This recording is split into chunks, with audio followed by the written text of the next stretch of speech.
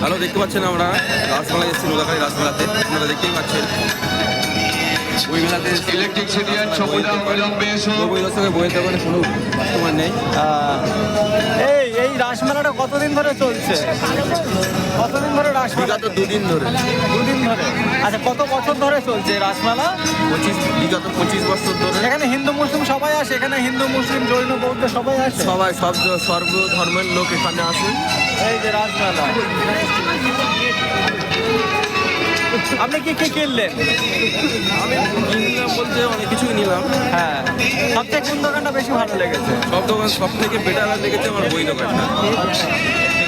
বই দোকান তো ভিড় নেই। ভিড় না থাকলেও গিয়ে সব কিছু খেয়ে নিয়েছে। বইও খেয়ে নিল, এটারও খেয়ে নিল, টেলিটপও খেয়ে নিল, সবই খেয়ে নিল।